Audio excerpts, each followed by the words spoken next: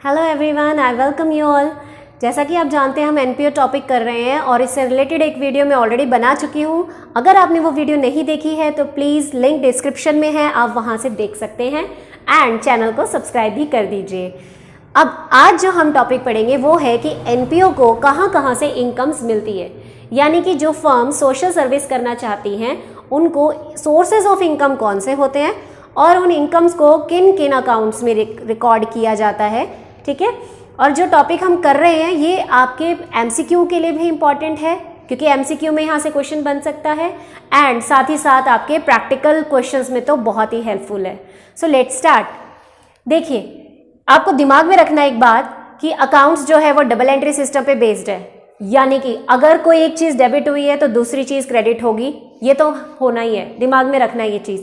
ठीक है, अब कौन सी चीज़ डेबिट होगी कौन सी क्रेडिट होगी वही हम पढ़ रहे हैं। तो सबसे पहली अमाउंट आती है जो वो है सब्सक्रिप्शन, यानी कि एक एनपीओ को सबसे ज़्यादा जो इनकम होती है वो सब्सक्रिप्शन से होती है।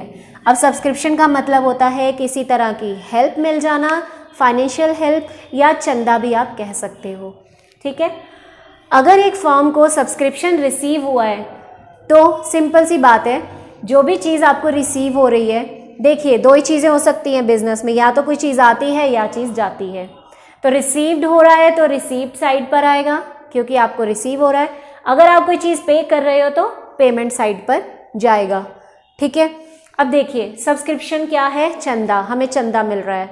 ऑब्वियसली लोगों से हमें अगर चंदा मिल रहा है तो कैश में मिल रहा होगा। ठीक है, तो हमने रिसीप्ट साइड पर लिख दिया टू सब्सक्रिप्शन, क्योंकि ये जो रिसीप्ट एंड पेमेंट अकाउंट होता है ये कैश बुक की तरह होता है जो कि रूल फॉलो करता है debit what comes in and credit what goes out. ठीक है, अब मुझे रिसीव हुआ है तो मैंने ये डेबिट कर दिया। अब एक चीज़ डेबिट हुई है तो ऑब्वियसली क्रेडिट भी होगा। ठीक है, अब क्रेडिट करने के लिए मेरे पास कौन से अकाउंट्स हैं, या तो इनकम एंड एक्सपेंडिचर में जा सकता है या फिर बैलेंस शीट में जा सकता है। अब आपको ध्यान रखना है कि क्रेडिट या तो इनकम एक्सपेंडिचर में जाएगा क्रेडिट साइड या बैलेंस शीट में। अब आप मुझे जल्दी से बताइए कि क्रेडिट किसका बैलेंस होता है, इनकम का होता है, वेरी गुड, एंड गेन का होता है। यानी अगर फर्म को किसी तरह की इनकम हो रही है, गेन हो रहा है, कुछ भी प्रॉफिट हो रहा है तो वो कहाँ जाएगा, क्योंकि ये रेगुलर बेसिस पर है और जो चीज़ रेगुलर होती है वो इनकम एंड एक्सपेंडिचर में जाएगी। ठीक है, बिल्कुल प्रॉफिट एंड लॉस अकाउंट की तरह जो चीज़ रेगुलर नेचर की है वो यहाँ जाएगी। कौन सी साइड जाएगी, इनकम साइड। ठीक है, क्रेडिट बैलेंस इनकम साइड। तो अगर आपको लग रहा है कि कोई आइटम है जो कि रेगुलर बेसिस पर है तो उसे आपको इनकम साइड लिखना है। दूसरी बात, क्रेडिट और क्या हो सकता है, लाइबिलिटीज़। हमने पहले ही हम ऑलरेडी पढ़ चुके हैं कि लाइबिलिटीज़ का क्रेडिट बैलेंस होता है। तो अगर कोई आइटम आपको लाइबिलिटी नज़र आ रही है तो वो कहाँ जाएगी, बैलेंस शीट में लाइबिलिटी साइड। सिंपल। ठीक है, सिंपल सा फंडा है। अगर इनकम है तो इधर डाल देनी है, अगर लाइबिलिटी है तो इधर डाल देना है। ठीक है, अब मुझे बताइए सब्सक्रिप्शन क्या है। ऑब्वियसली अगर रेगुलर बेसिस पर मेंबर सब्सक्रिप्शन की फीस दे रहा है तो वो इनकम एंड एक्सपेंडिचर में जाएगी क्योंकि ये रेगुलर है, ये किसी तरह की लाइबिलिटी नहीं है। तो आप यहाँ लिखेंगे बाय सब्सक्रिप्शन, जितना भी आपको रिसीव हुआ है। ठीक है, बात समझ आ गई। सेकेंड इनकम जो होती है वो होती है life membership fees. Life membership fees का मतलब, देखिए जब भी आप किसी फर्म के अंदर मेंबर बनते हैं, यानी अगर आप एनपीओ के मेंबर बनना चाहते हैं तो आपको रेगुलर फीस वगैरह देनी पड़ती है, रेगुलर सब्सक्रिप्शन भी देना पड़ता है। मगर कई बार क्या होता है कि कोई मेंबर बोल देता है कि आप मुझसे वन टाइम पेमेंट ले लो, यानी पूरी अमाउंट आप मुझसे एक ही बार ले लो और मुझे पूरी लाइफ के लिए मेंबर बना लो। तो अगर कोई एक पर्सन पूरी लाइफ के लिए आपका मेंबर बन जाता है तो ऑब्वियस सी बात है कि आपको इनकम हो रही है। ठीक है, आपको पैसा दे रहा है, वो पैसा दे रहा है तो कहाँ जाएगा, पहली बात रिसीप्ट एंड पेमेंट अकाउंट में जाएगा, है ना, इस वाले अकाउंट में जाएगा। किस तरफ जाएगा, रिसीप्ट साइड पर। तो आप लिखेंगे टू लाइफ मेंबरशिप फीस। ठीक है ना, अब यहाँ पर डेबिट हो गया तो क्रेडिट भी होना चाहिए। अब क्रेडिट कहाँ होना चाहिए वो समझते हैं। पहली बात, लाइफ मेंबरशिप फीस, पूरी लाइफ के लिए मेंबर एक ही बार पेमेंट कर रहा है, बार बार नहीं कर रहा, तो तो जो चीज़ रेगुलर नहीं है वो क्या है, वन टाइम पेमेंट क्या होती है, कैपिटल नेचर होता है, यानी कि वो लाइबिलिटी बन जाता है। बात समझ आई? क्योंकि रेगुलर बेसिस पर नहीं है ना, उसने एक ही बार दिया, जो चीज़ एक ही बार दी है वो कैपिटल नेचर हो जाता है, और कैपिटल नेचर कहाँ आता है, लाइबिलिटी में। तो आप लाइफ मेंबरशिप फीस कहाँ रिकॉर्ड करेंगे, लाइफ मेंबरशिप फीस आप लाइबिलिटी में रिकॉर्ड करेंगे। बात समझ आई? पहला इधर, दूसरा इधर, ठीक है। थर्ड आइटम देखते हैं अब हम। थर्ड आइटम है हमारी एंट्रेंस फीस। एंट्रेंस फीस कई बार आपको एडमिशन फीस के नाम से भी नज़र आ सकता है। अब इसका मतलब क्या है कि मुझे पता चला कि मेरी लोकेलिटी में एक एनपीओ खुली हुई है और उस एनजीओ का मैं पार्ट बनना चाहती हूँ, मुझे उसमें एंट्री चाहिए। तो एंट्री के लिए मुझे उनको एक फ़ीस देनी पड़ेगी, ठीक है। और ये फ़ीस मुझे उनको पे करनी है, तो ऑब्वियसली एनपीओ को इनकम हो रही है क्योंकि उनको पैसा मिल रहा है। तो पैसा मिल रहा है तो कहाँ जाएगा, पहली बात रिसीव्ड एंड पेमेंट अकाउंट में आप इधर लिखेंगे एंट्रेंस फीस, ठीक है, क्योंकि ये उनको रिसीव्ड हो रहा है। किसी भी तरह की अमाउंट रिसीव हो रही है तो इधर, पे हो रही है तो इधर। बात समझ आई? पहला इफेक्ट तो बन गया कि वो इधर आएगा रिसीव्ड एंड पेमेंट में डेबिट साइड। दूसरा इफेक्ट, या तो क्रेडिट में इधर जाना चाहिए या तो बैलेंस शीट में जाना चाहिए, ठीक है। अब इसको कैसे करना है, देखिए इसमें आपको इम्पॉर्टेंट बात याद रखनी है, कंडीशन है यहाँ पर। नॉर्मली हम क्या करते हैं, एंट्रेंस फीस या एडमिशन फीस को रेगुलर नेचर मानते हैं, यानी कि हम ये मान के चलते हैं कि ये रेगुलर बेसिस पर होती हैं, और जो चीज़ रेगुलर बेसिस पर होती है वो कहाँ जाती है, इनकम एंड एक्सपेंडिचर अकाउंट में। तो आप क्या करेंगे, एक तो आपने यहाँ लिख दिया ना, दूसरा इनकम एंड एक्सपेंडिचर अकाउंट में आप लिखेंगे, ठीक है, बाय एंट्रेंस फीस। तो आपने लिख दिया बाय एंट्रेंस फीस। बट अगर आपके क्वेश्चन में बोल दिया गया है, कंडीशन लगा दी गई है कि एंट्रेंस फीस को कैपिटलाइज कर दो। कैपिटलाइज करने का मतलब क्या होता है कि आपने उसको रेगुलर नहीं मानना, आप उसे कैपिटलाइज्ड बना दीजिए। तो जो चीज़ कैपिटल नेचर की हो जाती है फिर वो कहाँ जाती है, फिर वो बैलेंस शीट में जाती है। यानी कि दोबारा सुन लीजिए, अगर तो क्वेश्चन में कुछ भी मेंशन नहीं है, कोई कंडीशन नहीं है, तो ये सिंपल सी बात है कि एक तो इधर आ गया, दूसरा उधर जाएगा, क्योंकि हम इसे रेगुलर मानते हैं, ठीक है। लेकिन अगर क्वेश्चन में कंडीशन लग गई कि एंट्रेंस फीस को कैपिटलाइज्ड कर दो, तो कैपिटलाइज अगर कर दिया जाए तो एंट्रेंस फीस आपकी बैलेंस शीट में आएगी, यहाँ पर नहीं आएगी, ठीक है। अब वो क्वेश्चन पे डिपेंड करता है कि वो पूरी की पूरी एंट्रेंस फीस कैपिटलाइज करवा सकता है या फिर उसका कुछ हिस्सा भी कैपिटलाइज करवा सकता है। वो कैसे किया जाता है हम प्रैक्टिकल में पढ़ेंगे, ठीक है। यहाँ तक बात समझ आई है सभी को। नेक्स्ट इनकम जो है हमारी, हम उसके बारे में पढ़ते हैं।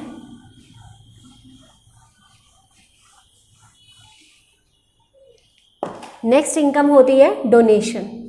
बहुत इंपॉर्टेंट है क्योंकि एनपीओज जो होती है उनमें सबसे ज़्यादा पैसा कहाँ से आता है, डोनेशन से। चंदा दे के जाते हैं लोग, डोनेशन के बिना तो ये चल ही नहीं सकता। सबसे बड़ा source of income subscription and donation है, ठीक है।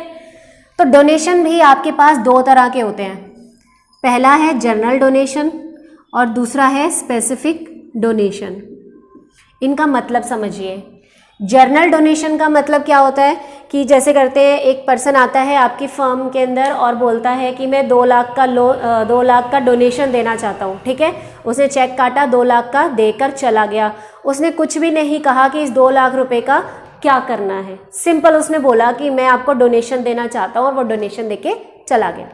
तो जो पैसा फर्म को मिला है, फर्म उस पैसे को कहीं भी यूज़ कर सकती है, ठीक है, क्योंकि वहाँ कोई कंडीशन नहीं है।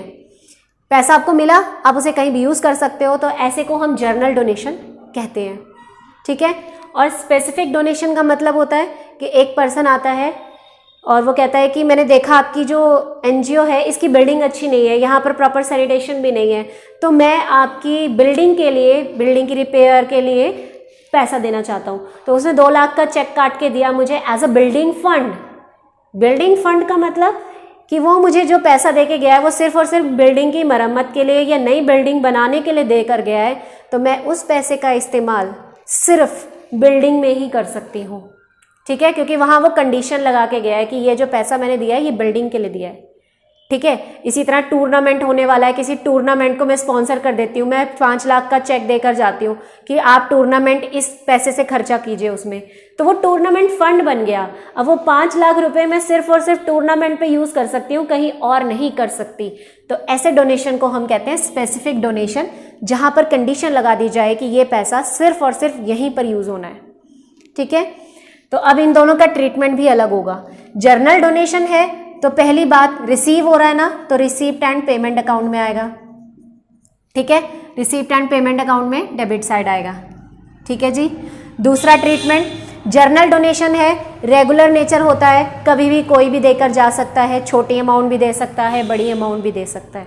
ठीक है, तो वो कहाँ जाएगा, रेगुलर नेचर है इसीलिए इनकम एंड एक्सपेंडिचर अकाउंट में क्रेडिट साइड जाएगा, क्रेडिट साइड यहाँ पर। ठीक है, अगर स्पेसिफिक डोनेशन है तो पहला ट्रीटमेंट तो सेम ही रहेगा, पैसा रिसीव हो रहा है ना फर्म को, यानी कि रिसिप्ट एंड पेमेंट अकाउंट में ही आएगा, इधर ही आएगा डेबिट साइड, ये तो सेम ही है, क्योंकि जो भी रिसीव हो रहा है वो सारा यहाँ आएगा, इसमें तो कोई चेंज नहीं है। और खुशी की बात ये है कि ये अकाउंट आपको क्वेश्चन में बना के भी दिया होगा। ठीक है, आपको ये वाले 2 बनाने हैं। ठीक है जी। अब नेक्स्ट जो है इसमें इनकम एंड एक्सपेंडिचर जो है ये है आपका, सॉरी, जो स्पेसिफिक डोनेशन है ये हमारा रिसीप्ट एंड पेमेंट अकाउंट में आ गया, डेबिट साइड। दूसरा ट्रीटमेंट क्या होगा इसका, क्रेडिट वाला कहाँ जाएगा, स्पेसिफिक फंड है ना, किसी खास पर्पस के लिए ही यूज़ कर सकते हो, तो ये एक ही बार दिया जाएगा किसी खास मकसद के लिए, तो ये क्या हो जाएगा, लाइबिलिटी में जाएगा, यानी कि बैलेंस शीट में लाइबिलिटीज साइड। ये बहुत इंपॉर्टेंट है, ध्यान रखना है, किसी भी तरह के फंड जो है वो हमेशा यहाँ जाते हैं, क्योंकि फंड जो है वो हमेशा कैपिटल में इंक्लूड किया जाता है। ठीक है, समझ आ गई बात। नेक्स्ट देखते हैं हम इसमें। नेक्स्ट जो है आपका दैट इज लेगेसी। लेगेसी का मतलब होता है किसी की जायदाद या विल, यानी कि कोई पर्सन है, बहुत अमीर आदमी है, तो उसने देखा कि उसके आगे पीछे कोई है नहीं फैमिली में, तो उसने मरने से पहले अपनी जायदाद जो है किसी एनजीओ के नाम कर दी, किसी ट्रस्ट के नाम कर दी। ठीक है, तो लेगेसी जो है ऑब्वियसली आपको पैसा रिसीव हो रहा है ना, विल देकर जा रहा है वो आपको रिसीव हो रहा है, तो रिसिप्ट एंड पेमेंट में आएगा, पहला रिसिप्ट एंड पेमेंट अकाउंट में, डेबिट साइड, क्योंकि आपको रिसीव हो रहा है। ठीक है, दूसरा ट्रीटमेंट, एक पर्सन मरने के टाइम अपनी विल देकर जा रहा है, क्या वो लाइफ में बार बार मरता है या एक ही बार मरता है, ऑब्वियसली 1 टाइम ही मरेगा। एक बार मरेगा तो उसकी जायदाद भी आपको एक ही बार मिलेगी, और जो चीज़ 1 टाइम होती है वो क्या होती है, वो कैपिटल नेचर होता है, यानी कि बैलेंस शीट में। ठीक है, तो सेकंड ट्रीटमेंट क्या हो गया इसका, बैलेंस शीट में जाएगा, लाइबिलिटी साइड। ठीक है जी, बात समझ आ गई। नेक्स्ट इसमें आता है पेमेंट ऑफ ऑनरेरियम। ऑनरेरियम का मतलब क्या होता है कि कई बार हमारी फर्म के अंदर हमें कोई छोटे मोटे फंक्शंस ऑर्गेनाइज करने पड़ते हैं, जिसमें हम किसी बड़ी हस्ती को चीफ गेस्ट के तौर पे बुलाते हैं। ठीक है, या कोई सेमिनार हम कंडक्ट करते हैं जिसमें हम एनजीओ के जो मेंबर्स हैं उन्हें कुछ जानकारी देना चाहते हैं, तो इस चीज़ के लिए हम बाहर से किसी रिसोर्स पर्सन को बुला लेते हैं। अब जब वो लोग हमारी फर्म में आएंगे तो हम फ्री में तो उनसे काम करवाएंगे नहीं, हमें कुछ थोड़ा बहुत उन्हें छोटा मोटा गिफ्ट देना पड़ेगा, उनका स्वागत करना पड़ेगा, उस पर कुछ खर्चा होगा। ठीक है, तो उसे हम कहते हैं पेमेंट ऑफ ऑनरेरियम, यानी किसी के सम्मान में आपने कुछ खर्चा किया।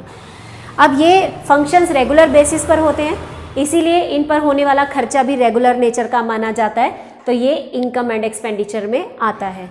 तो पहला ट्रीटमेंट तो वही बन गया इसका कि ये रिसीप्ट एंड पेमेंट अकाउंट में आएगा, मगर कौन सी साइड आएगा, डेबिट साइड नहीं, क्रेडिट साइड।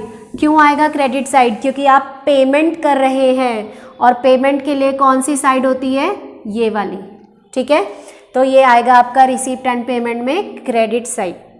और दूसरा treatment income and expenditure account में आएगा, क्योंकि ये रेगुलर नेचर का है, और कौन सी साइड आएगा, डेबिट साइड, क्योंकि एक्सपेंडिचर वाला कॉलम यहाँ पर है। ठीक है, डेबिट साइड। नेक्स्ट जो हम बात करते हैं यहाँ पर वो है आपका सेल ऑफ न्यूज़पेपर। ठीक है, सेल ऑफ ओल्ड न्यूज़पेपर या sale of some any material, किसी भी तरह का, अगर आप कोई न्यूज़पेपर बेच रहे हैं या कोई छोटा मोटा सामान पड़ा हुआ है, रद्दी जिसे हम कहते हैं, ठीक है, रद्दी सामान आपके पास पड़ा है, आपने उसको बेचकर पैसा कमा लिया है, ठीक है। तो सिंपल सी बात है, सेल ऑफ ओल्ड न्यूज़पेपर हो रहा है या कोई और चीज़ अगर आप बेच रहे हैं तो आपको पैसा मिलेगा। तो यानी कि first treatment receipt and payment account में डेबिट साइड, ठीक है, क्योंकि हमें रिसीव हो रहा है, तो ये होगा रिसीप्ट एंड पेमेंट की डेबिट साइड पर। एंड सेकंड कहाँ जाएगा, देखिए न्यूज़पेपर वगैरह, रद्दी वगैरह, जर्नल, ये सब रेगुलर बेसिस पर बिकते हैं, ठीक है, तो ऑब्वियसली इन पे आने वाली इनकम भी रेगुलर होगी, और जो चीज़ रेगुलर है वो इनकम एंड एक्सपेंडिचर में जाता है। तो कहाँ जाएगा, इनकम एंड एक्सपेंडिचर अकाउंट में कौन सी साइड आएगा, इनकम साइड, यानी कि क्रेडिट, ठीक है, बात समझ आई। अब नेक्स्ट जो पॉइंट इसमें रहता है that is sale of asset.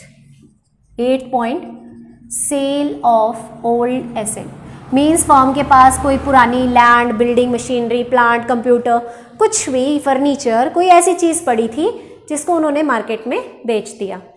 अब बेचा है तो सिंपल सी बात है, एसेट बेचा है, एक ही बार बिकेगा, कैपिटल नेचर है, तो आप जैसे करते थे हमेशा वही करेंगे कि सपोज़ आपके पास बिल्डिंग पड़ी है 5 लाख की, ठीक है, और उसमें से आपने 1 लाख की बिल्डिंग बेच दी, तो आप 1 लाख यहाँ से माइनस करेंगे ना, और बाकी बचा हुआ 4 लाख आप बाहर शो कर देंगे, ठीक है।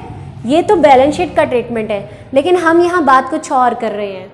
अगर आपकी एसेट बिक रही है तो उसका ट्रीटमेंट कैसे करना है। सपोज करते हैं जो सेल ऑफ एसेट हुई है वो है 80,000, ठीक है, और बुक वैल्यू जो है उसकी मार्केट में वो है 1 लाख। बुक वैल्यू का मतलब आज की डेट में मार्केट में उसकी वैल्यू 1 लाख की है, मगर वो बिका कितने में है, 80,000 में। तो जब आपने उसको बेचा होगा तो 80,000 आपको रिसीव हुए होंगे, है ना।